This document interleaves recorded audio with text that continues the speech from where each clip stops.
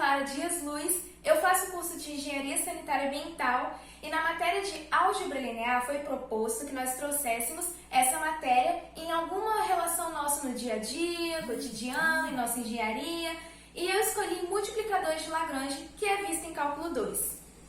Entretanto, antes de começar, é preciso que, para ficar com melhor entendimento, a parte de gradientes, valores máximos e mínimos, e por conta desse meu estudo ser baseado num artigo, a parte de derivada parcial, que também é vista em cálculo 2, precisa estar ciente desses conteúdos para entender um pouquinho desse vídeo, ok? Então tá. Nós começamos pela otimização, que é a utilização de equações matemáticas para resolver problemas de forma a encontrar a solução ótima. E ela está de fato no nosso dia a dia. Para atingir objetivos específicos, previstos e até para tomar as melhores decisões, é necessário se utilizar dessa ferramenta matemática. É até um ponto-chave que a gente pode colocar aqui. A otimização ela é uma ferramenta e ela também é uma técnica. Em nosso cotidiano, somos desafiados a olhar para cada alternativa e para cada etapa do processo. Logo, a otimização ela consegue ser mais usada pelos alunos da engenharia mesmo. A nossa engenharia, a civil, a metalúrgica, tantas outras engenharias, pois a quantidade e a qualidade são constantemente expressas por funções, e inclusive de várias variáveis.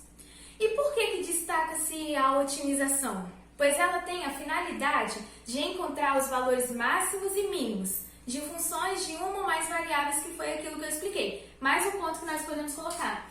Essa técnica que nós utilizamos, ela serve para encontrar os máximos e os mínimos de uma determinada região multidirecional do espaço.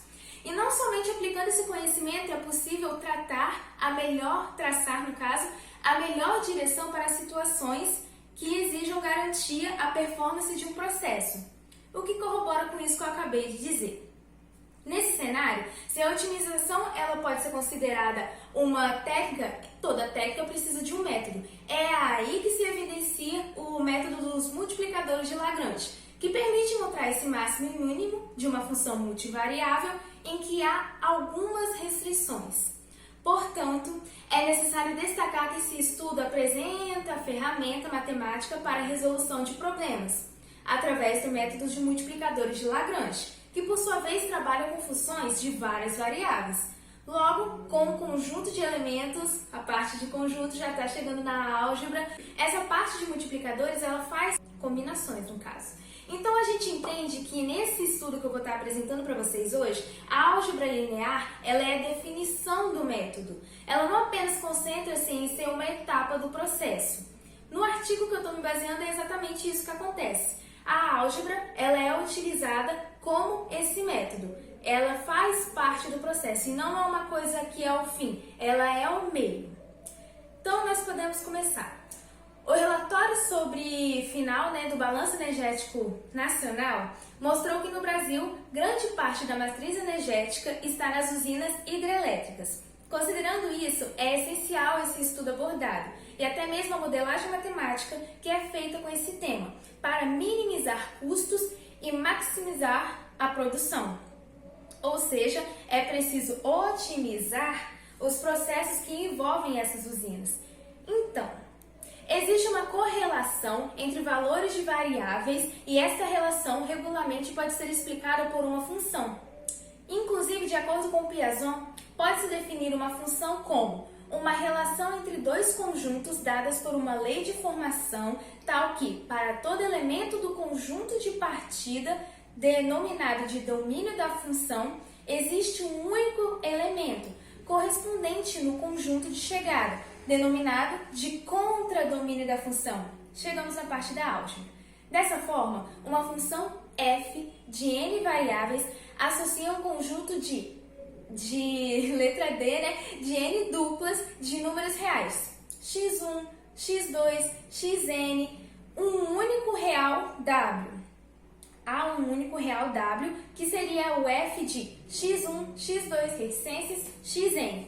Então, nós poderíamos descrever a função f por f na qual ele possui um conjunto D que pertence a Rn, que leva até o R. O que estaria acontecendo na prática? O x1, x2, xn, ele leva até um conjunto W fechado, que seria no caso de f de x1, x2 e xn. Então, o conjunto df de domínio da função são seus valores de entrada. E o conjunto de valores de w, declarado por f, é a imagem da função, seus valores de saída. É aqui que a álgebra linear aparece. Não somente pelo linguajar que se usa aqui, mas também pelas combinações que são feitas. E que combinações, Maria? Agora eu vou mostrar para vocês no caderno, na parte da escrita.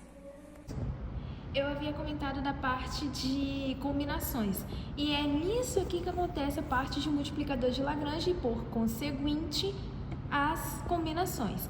Esse aqui é o multiplicador de Lagrange que deve ser não nulo, e esses daqui são os vetores gradientes das funções f e g, a da f e a da g.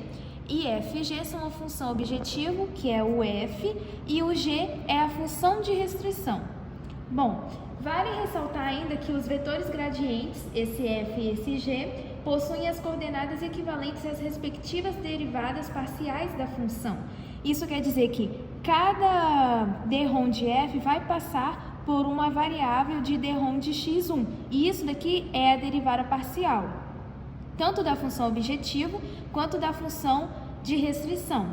E aí, relembrando, a parte de derivada, d-ROM, tudo isso é também do cálculo 2. E por fim, nós temos o sistema, na qual o vetor gradiente da função objetivo, o vetor gradiente da função de restrição e o multiplicador de Lagrange. E aqui são as variáveis, e aí a cada uma função que é feita, nós temos que achar do outro lado. Só um exemplo mesmo, se aqui fosse 4 em toda essa função aqui, e aqui do outro lado fosse 1, nós teríamos que achar um multiplicador de Lagrange na qual 4 fosse igual a 1, que seria o 4. Então, o que nós temos por conclusão? Os multiplicadores de Lagrange ocorrem por combinações de N variáveis que se associam a um conjunto dado de outras variáveis, o que nós chamamos de domínio, na qual ele tem seus números, que aí se associam a um contradomínio.